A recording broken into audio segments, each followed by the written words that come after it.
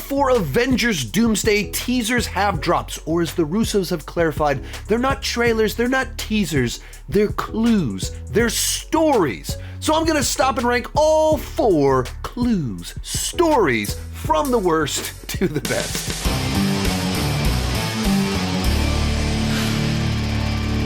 While I'm talking, be sure to join me down below in the comment section. Let me know your ranking of all 4 Avengers Doomsday clues, stories. Likewise, what did you think about this strategy for promoting their film a year in advance? Did you love it? Did you hate it? Was it fun to get a new teaser each and every week, or was it kind of ruined by them being leaked a week in advance? And let's get started. In last place, the Wakandans meet the Thing.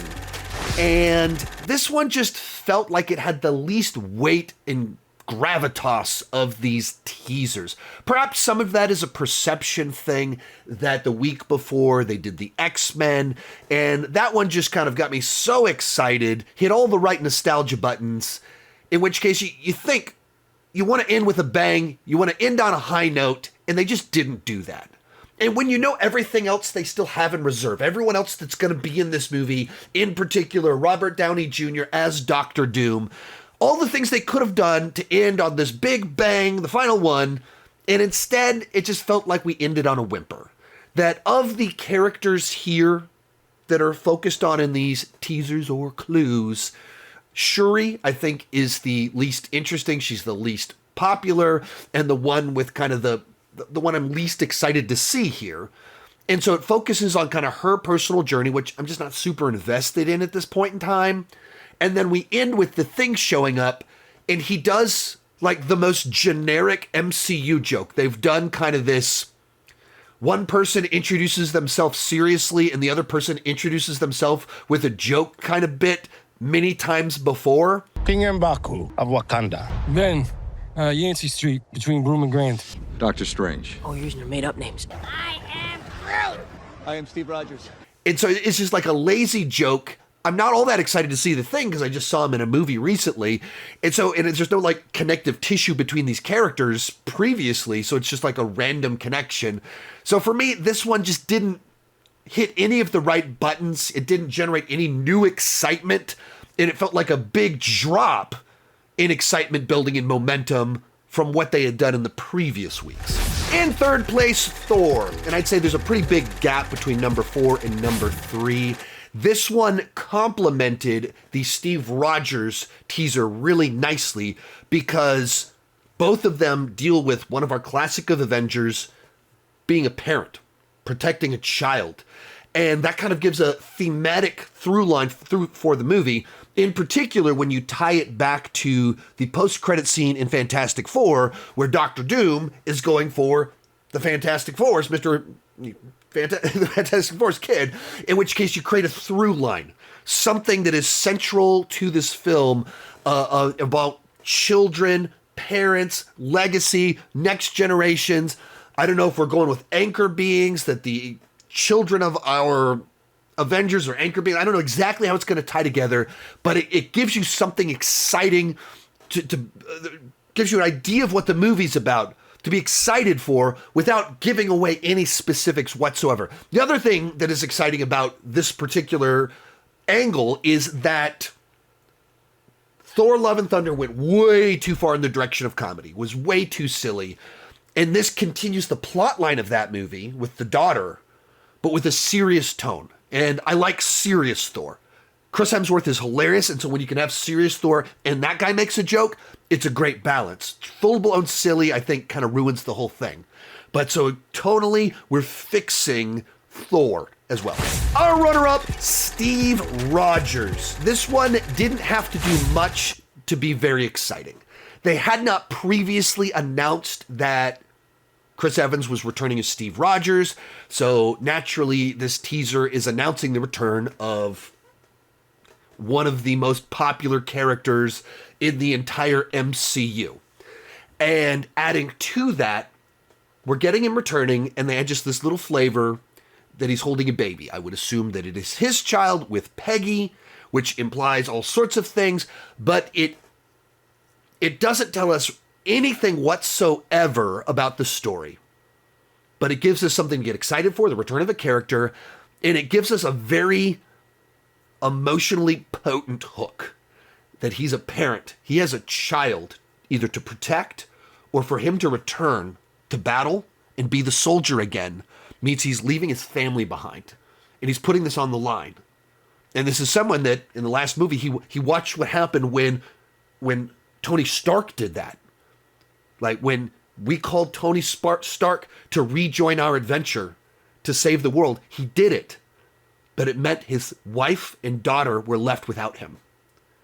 He saved the world, but he cost his family everything.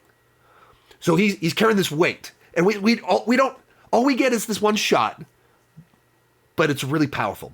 Now, this is where this whole strategy gets really frustrating for me because they did these teasers that they were going to release them in the theater on Avatar, but then they leaked. Each of them leaked a week early. So it turned into the situation of like the leaks were on the internet, so information was out there, so I kind of heard about it. And then it released in theaters before, one of the biggest movies of the year. And so more information was about it. And so by the time it dropped on the internet, a lot of this I'd already kind of a flavor for what the trailer was going to be. I didn't know he was going to be holding a baby, so the biggest kind of kicker there was there, but the fact that Chris Evans was returning wasn't revealed to me because I was watching a trailer and wow, it's Steve Rogers, he's returning. I learned about it 2 weeks before I watched the teaser because of leaks, because of the strategy. That's why I'm not crazy about the way they decided to do all of this, because it had plot points and it had casting announcements, and I just don't think that works for this kind of like theatrical only, in particular if your security sucks and it leaks on the internet early. But as a nice teaser to get me excited and give me a flavor without spoiling anything, it's a nice one. But easily coming in first place for me is the X-Men teaser. This is the one where I went, I get it. I've been someone that's been pretty cynical about this project. I feel a lot of the stuff going on here is desperate. Obviously, it's a course correction project. And so I see a lot of red flags. I want to be won over. The team behind it has a fantastic track record in the MCU, but there's just a lot of reasons to be concerned about this project on a story level.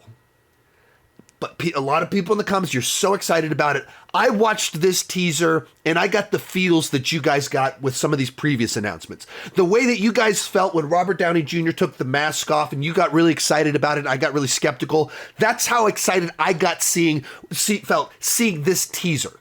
Keep in mind, I was the perfect age for X-Men the Animated Series when that one came out, and grew up on X-Men the Animated Series, watching every week, episodes week to week, whenever it aired, having the Pizza Hut VHS tape of the first 2 episodes. I was that kid, grew up on it. That's where I started to love X-Men, with that comic accurate Cyclops uniform. And then I was the perfect age for when the first X-Men movie came out, that it was right after I graduated high school. So right before, as high school's ending for me, we're talking about an X-Men movie coming out. A whole bunch of us that grew up on X-Men the Animated Series, and now they're making a PG-13 X-Men movie. And so that was a formative movie. That, like, comic accurate X-Men, formative for me. And then these were so pivotal, these castings. And so just seeing Zuri McKellum and Patrick Stewart, 2 old men grabbing hands, so powerful for me to see that. And then James Marsden, great casting as Cyclops, horribly underutilized across 3 films, an offensive way they killed him off, just unbelievably offensive. Like, you got a guy that turned out to be this major actor the last 25 years as Cyclops, and you never let him truly be Cyclops, this bold, intelligent leader of the X-Men, and you killed him off screen. Insanity. And so you put him in a comic accurate costume, it's the payoff shot of this teaser, yes, justice for Cyclops, we're gonna do it, getting all of the vibes. I get it. That doesn't mean I turn my brain off all the time and I don't still have my skepticism about it, but I get the nerd fantasy, the potential of all my toys playing together, seeing all the nostalgia bait, all of it. I get it. I felt it with this teaser. So for me, without question, the X-Men teaser was by far the best of the bunch that got me the most excited for this project and the potential of what it could be.